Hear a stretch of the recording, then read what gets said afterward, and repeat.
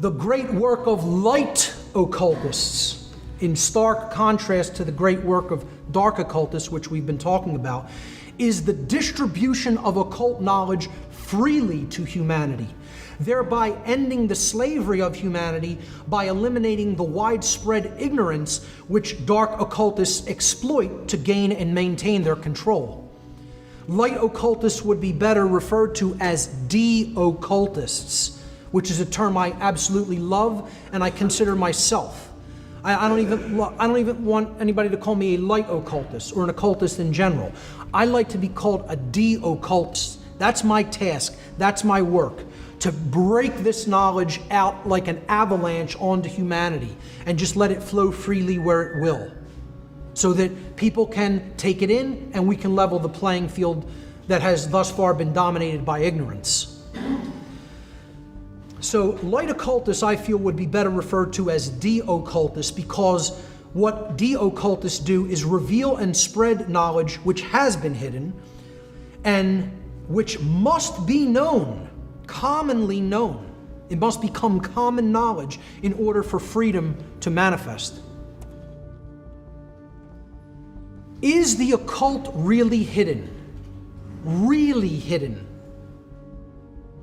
Again, it's what I was talking about when I said, do they really hide it, or do they just dissuade people from looking into it?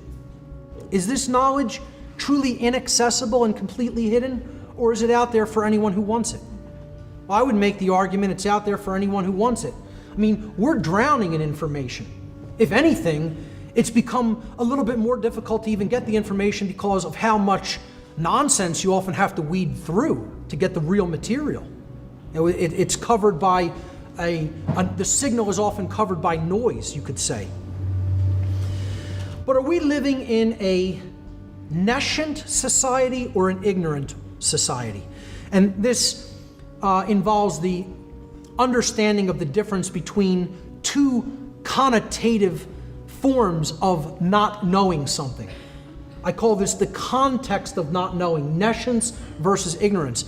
Most people have not heard the word nescience. It's a fairly antiquated word, not used much in colloquial English these days. Nescience comes from the Latin verb nesciere.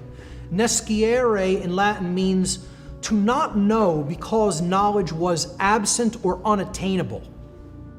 Well, is the knowledge of the occult completely absent?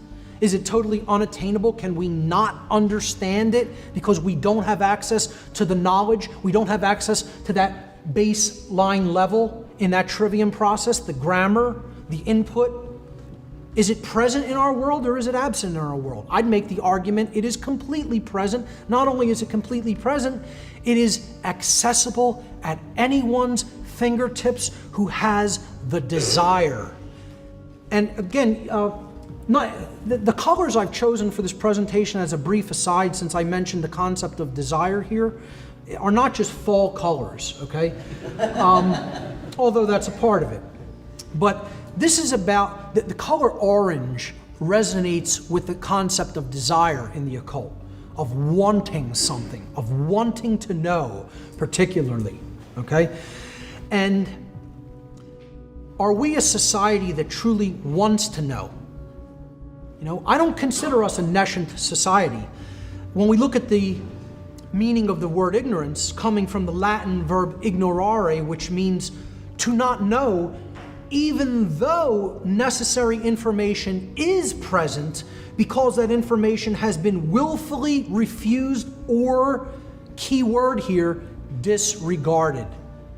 For whatever reason. I don't want to know it. That's too difficult for me to comprehend. I have to expand my worldview in order to take that in. I've been dissuaded from looking into that. I've been told it's not important. Dissuasion and disregarding information work hand in hand with each other. So, by a show of hands, how many people think we are living in a nescient society? By a show of hands, nescient society.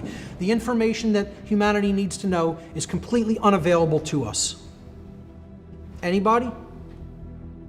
No one in the room. That means 100% of this crowd, at least, thinks that we are living as an entire species in a state of ignorance, in the aggregate. Of course, there are very knowledgeable individuals within humanity, but as a species, in the aggregate, we are an ignorant species. We ignore that which is present, that which is all around us, that which is capable of empowering us and setting us free, but we don't want to do the work. We don't want to put the time in. We don't want to make the effort. You know, I have to laugh at people who think, you know, this is just an interest for me. It's your hobby. It's something you want to do. I sat in the room that basically like a hermit, literally, in a room for years. People said, Mark, what are you doing? Why aren't you even interacting with other people? Why are you sitting in a room day after day after day after day after day? It's called reading. And that's hard work. That's a lot of effort. That means you're going to sacrifice your time. That means you're not going to do other things, because you're going to make the effort to care enough to take in what is necessary to take in to transform and then help to transform others. That's a work of a labor of love. It is a work of willpower and care, which is why most people don't want to do it. Most people are in the state, I can't be bothered. I don't have time for that. I'm too busy. I don't need to know that. I already have it figured out. I know everything I need to know to get by. That's where humanity's at, folks.